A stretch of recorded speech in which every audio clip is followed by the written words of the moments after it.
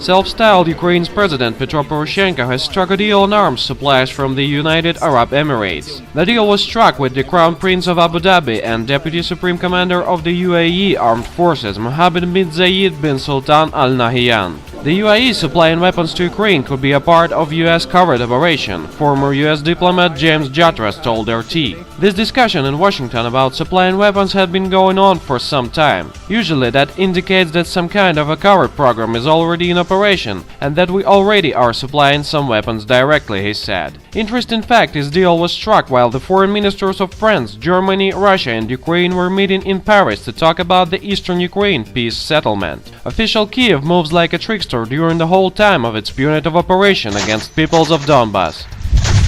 While United Arab Emirates is helping young democracies Ukraine and Islamic State, UAE withdrew from the anti-ISIS coalition almost 2 months ago. Prime Minister David Cameron has said UK troops will support Ukrainian with tactical intelligence, training and logistics. Speaking to the Liaison Select Committee, David Cameron said UK support would be given well away from the area of the conflict, adding that the purpose of aid would be to improve Ukraine's tactical advantage. He added that should Russian President Vladimir Putin risk destabilizing the Baltic states with a cyber attack or similar, he would risk confrontation with NATO. Is NATO risking confrontation with Russia when West military alliances is deploying spearhead forces in Eastern Europe and building bases around Russian borders? Cameron hasn't answered on this question.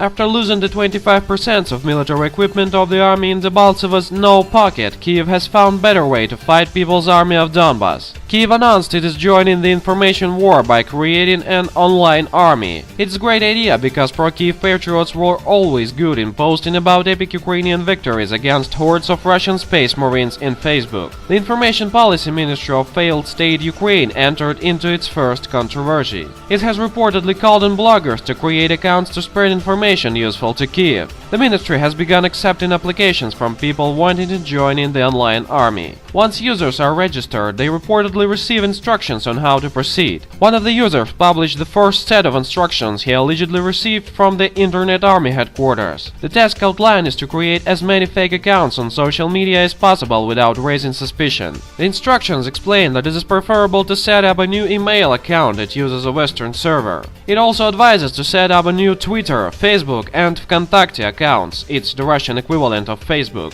The full-scale disseminating of truth by pro-Kiev trolls is started.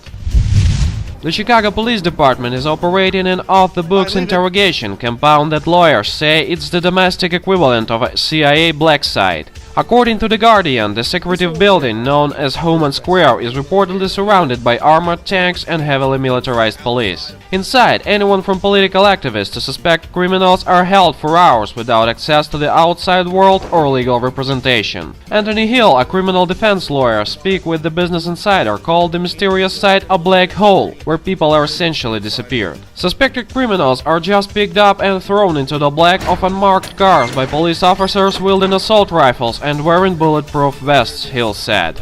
Fascists, what is this, the Ukraine? We thank our information partners for help with spreading this video news.